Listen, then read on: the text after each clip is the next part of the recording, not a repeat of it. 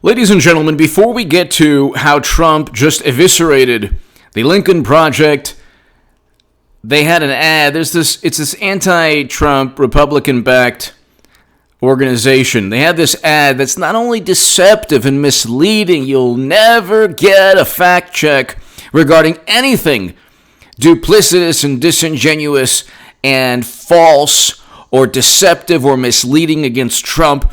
So that's why you should subscribe to this channel, H.A. Goodman, my other channel, H.A. Goodman's other channel. The link is below, and Bizarro World Goodman, my comedy channel. By the way, share my article in the Huffington Post written in February of 2017. Hillary Clinton 2020 is a reality. Get ready for 8 years of Trump. I will have made the biggest political prediction of all time. Share that article. That's below in the pinned comment and description. And if you want to support my voice long term, my Patreon is below. Trump declares a public health emergency and restricts travel from China, January 31st, 2020. Do you want to know what Andrew Cuomo is doing? He was suing the federal government in February. In January, he had a State of the State address. So did Whitmer in Michigan. Hers was in February or January. So did every other Democratic governor. All these governors had State of the State addresses the way presidents have State of the Union addresses. This is a very, very important segment, ladies and gentlemen. Share it with anyone who's interested in completely debunking a false and misleading ad. So they're trying to say, well, it's Mourning, Mourning. So it's Mourning in America, a play on President Reagan's Mourning in America ad. Okay, Trump declares coronavirus a public health emergency and restricts travel from China. January 31st, 2020. The Trump administration declared a public health emergency in the U.S. Friday in response to the global outbreak. Today, President Trump took decisive action to minimize the risk of novel in the United States. So this is an NPR article. The risk of contracting the virus is in the U.S. is low, something that Federal Health Administration. Okay, so the declaration of public health emergency, which will become effective Sunday at 5 p.m. Eastern, enables the government to take temporary measures to contain the spread, which has been confirmed in 7 people in the U.S. The action means that U.S. citizens who have been in China's Hubei province in the past 14 days will be subject to 14 days of mandatory quarantine. Okay, the point is on January 31st, 2020, Trump did a lot more than what Cuomo was doing, or what Whitmer was doing, or what Inslee in Washington was doing, or Murphy in New Jersey, or any other Democratic governor. Any other Democratic governor. You have to ask yourself, ladies and gentlemen, why do Democrats and media, why do they think that you can just blame Trump for this when 3 states, people, New York, New Jersey, and Michigan, account for over half of all the lives lost in the United States of America. And on March 1st, Andrew Cuomo, there is no reason for undue anxiety. The general risk remains low in New York. New York has never been the same. It is the epicenter of this in the United States of America. How on earth does Andrew Cuomo get away with this? How on earth does Andrew Cuomo and Bill de Blasio and Chuck Schumer how do they get away with this? They get away with this because of deceptive, misleading, deliberately manipulative media spin on this. Andrew Cuomo's tweet, March 1st, there is no reason for undue anxiety. The general risk remains low in New York. This is well over a month. No, over a month. Because end of January, Trump declared a public health emergency. Andrew Cuomo did not declare a public health emergency until a couple days later after this in New York in March. So there is no reason for undue anxiety. The general risk remains low in New York. That should be, everyone should be asking why Andrew Cuomo stated the general risk remains low in New York. We are diligently managing this situation.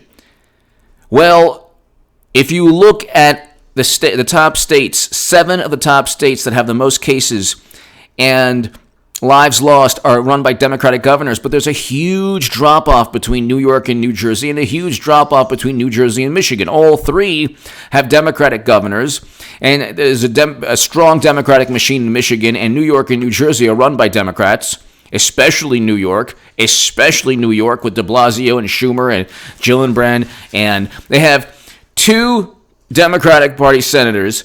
The biggest city, one of the biggest cities in the world, is run by Bill de Blasio, and the governor is Andrew Cuomo, and they have over a $6 billion budget deficit, and they slept through this entire crisis.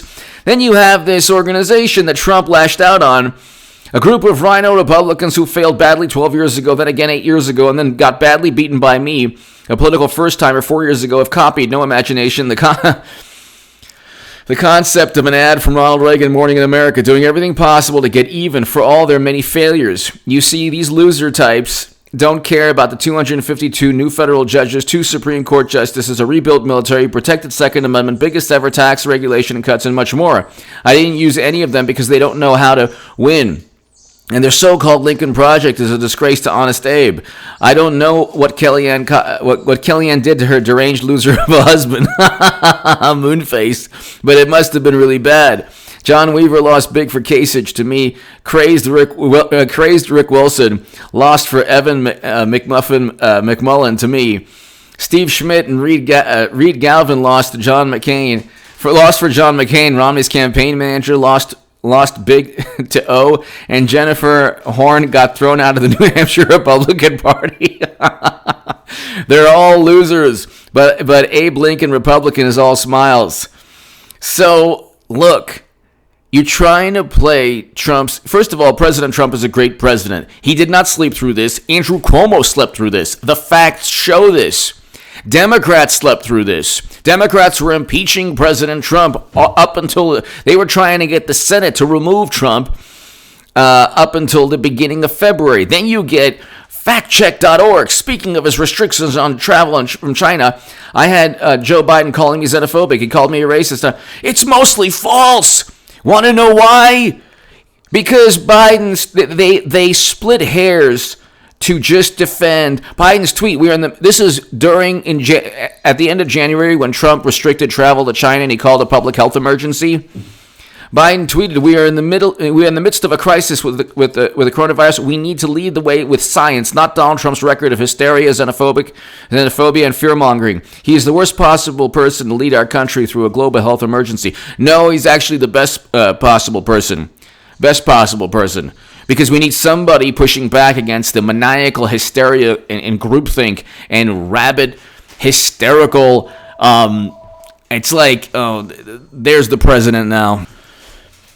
You have a factcheck.org article saying that, Biden wasn't necessarily referring to the travel restrictions. Of course he was alluding directly to the travel restrictions. Why he didn't say these travel restrictions are xenophobic, just like when Trump lit the torches. They split hairs, and it's never the same with Trump. If he says anything in a hyperbolic manner, oh my God, this is false. 20,000 Pinocchios. So Biden did try to disparage Trump's January 31st or January 31st public health emergency and travel restrictions from China, as did many other Democrats. But all you have to understand is a basic understanding. You learn this in kindergarten or first grade or whatever. January, February, March. In January 31st. So they're like, oh, well, he slept through the crisis. He went golfing. Well, what did Cuomo do? You want to know what Cuomo did? First of all, Trump issued travel restrictions and called it a public health emergency in January. Andrew Cuomo in February didn't bring it up. In his State of the State address in January, didn't bring it up. Neither did Gavin Newsom. Neither did anyone in their State of the State addresses. But Governor Cuomo announced his intent to sue federal government following Department of Homeland Security decision to ban New Yorkers from Trusted Traveler program. Well, there you go. Trump administration's politically motivated ban is direct retaliation for New York's green light law that prevents federal immigration agencies from accessing DMV data. So he was suing the federal government for travel restrictions that he felt, was political, whatever. So and then even the Brookings, Brookings.edu, the Brookings Institution, you look at the timeline, and the timeline is here, January 29, 2020. So January 29th, President Trump announces the formation. So before January 31st, go to Brookings.edu, and the article is the federal government's coronavirus response public health timeline. Philip A. Wallach and Justice Myers. Okay, so on January 29th, before he called it a public health emergency, on January 30th, President Trump announces formation of White House coronavirus task force that began meeting January 27th, led by, Secretary Azar, and coordinated through National Security Council. Statement also asserts the National Biodefense Strategy signed in 2018 will accelerate response, January 30th. So on January 30th,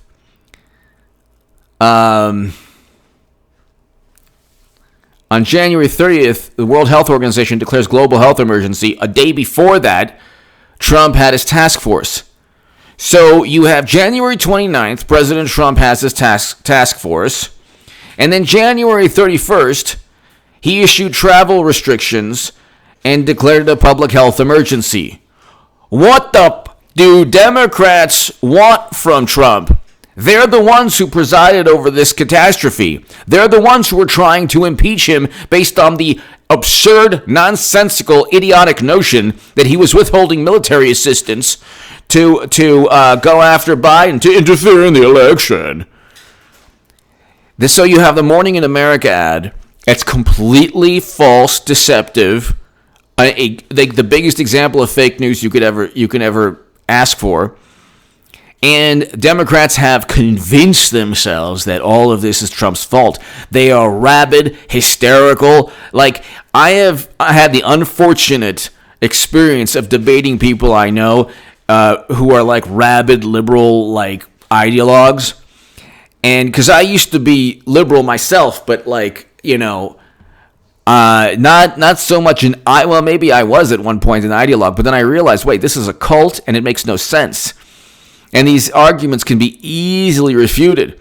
So when you then give this type of rebuttal, on January 28th, on January 29th, he already had a task force going. Where was the task force in New York? What do they want Trump to do? Do they want Trump to become governor of New York, Michigan, Washington, Illinois? Did they want Pritzker would have allowed in Illinois Trump to just tell him what to do? Where is the mentality here? Where is the mentality here? They're blaming Trump for their own faults, their own sins, their own issues in failing to stop this crisis that affects Democratic states more so than any other states, than Republican states. If this was a red state thing, you better believe they're already trying to make it into a red state thing. They called Georgia, CNN, I think it was CNN, called Georgia a petri dish, waiting to just, oh my goodness, it's going to be so horrible if they open up the economy. There's 30 million people unemployed, and that Mourning in America ad is trying to take advantage. This is a couple days after George W. Bush, the worst president we've ever had, who got us into never-ending counterinsurgency conflicts that President Trump is trying to reverse with a peace deal in March in Afghanistan, ending longest-running war and military conflict. But you have these people who are like completely oblivious to facts. And if you give them these facts, left or right, the people who can't stand Trump, despise Trump, their minds, they just see red. They just see, they're just go off into this angry, maniacal tangent. They can't accept facts or reality. They say that about Trump supporters, but it's actually the opposite. President Trump's a good president. That's why he's going to win again. And Hillary Clinton is still unelectable. I will have made the biggest political call of all time. Still unelectable. But I give her a 30% chance of winning. She won't win. I don't believe she'll win. My prediction is that President Trump is going to win. But you got to understand something. They have tried to pave the way to make everything morally relative, because Clinton, after 30, 40 years in public life, has been an absolute... To say that her political career was a catastrophic failure it would be an understatement. President Trump wasn't even a politician. He defeated Clinton. He will do so again. It could be close, but he will do so again. I'm the only person on planet Earth with 33 million channels to have written in the Huffington Post in 2017 to tell you every day since 2017, February, that it's going to be Hillary Clinton running again, and the whole thing is a charade and a farce and a scam and a theatrical performance where Bill de Blasio pretends to run, and then you have Michael Bloomberg pumping $1.2 billion. Yes, he did. Even more, closer to $1.3 billion than Clinton spent. And you have Amy Klobuchar suddenly dropping out right before Super Tuesday, right before her home state. Interesting. She just didn't want to win her home state. I guess I wonder why. And now you have Biden with allegations, and now you see the left just completely, the biggest hypocrites on the planet. Oh, Kavanaugh, must step down. No, Biden's not stepping down. He's just waiting until Clinton tells him to step down, essentially. Biden is a placeholder. They're not going to go with Biden, and nobody has been saying this but me. Hillary Clinton is going to be nominee. She's going to lose again to Trump. The H.A. Goodman prophecy is that Clinton's going to be nominee. My prediction is that she's going to lose again to Trump. I'm very confident that Clinton will lose to Trump. That's my prediction. I am certain that Hillary Clinton's going to be nominee because they have nobody else. Biden is a train wreck who wouldn't even get the popular vote, and they know this. That's the DNC, and there's a reason Hollywood loves Democrats, or all of Hollywood is right up the Democratic Party's rear end. Or maybe the reverse is true, who knows? Because they're all theatrical performances. They're all phony and fake. Do you really think they cheated Bernie Sanders in 2016 only to become moral and upright and righteous in 2020? You had an app in Iowa that didn't work. Then you had Michael Bloomberg coming in and just pumping in $1 billion+. And you had people, then you had Elizabeth Warren saying that Bernie Sanders said a woman couldn't win. That's the whole thing's nonsense. The whole thing's absurd. Clinton is going to be the nominee because all they have is blame Trump for the coronavirus while trying to say, let's be united. They're the most believe women, except when it's Biden. Russia, except when it's the Steele dossier. We can go on forever. Give me your thoughts below. Share that article in the Huffington Post, people. Hillary Clinton 2020 is a reality. Get ready for 8 years of Trump. I wrote that in the Huffington Post. I was a contributor to The Hill, Salon, the Jerusalem Post, the Federalist, contributor to Federalist, the Daily Caller, so a whole bunch of publications. And I'm telling you, ladies and gentlemen, this election is going to be the most important, perhaps the most important of our lifetime. And they keep on trying. Democrats keep saying, well, it's to protect democracy. Your political ideology is not democracy. I'm not voting for President Trump to protect democracy. I'm not such a narcissist that I would say my political viewpoint is democracy. That's what the Bush Republicans did. It didn't work. It only worked because of the circumstances, but it didn't really work. Democrats pretend that they're these lofty patriots. We can go on forever regarding that. Give me your thoughts below. Share this segment with anyone who thinks that Mourning in America ad has any validity or relevance or any semblance of reality. It is completely deceptive and misleading, and you better believe nobody on the left or in media will care. They'll just be like, "Oh, that's great. It's puts Trump down." Meanwhile, they're fact checking this. It's like the philosophy of language with them. Oh my God, there's a nuance in this definition. Give me your thoughts below. Subscribe to H.A. Goodman's other channel right now. I have a great segment up. And subscribe to Bizarro World Goodman. I'll have a segment later this evening. And I'll have a live stream later this evening. Be here on this channel. Thank you. If you want to support my voice long term, my Patreon is below. Your support is greatly appreciated.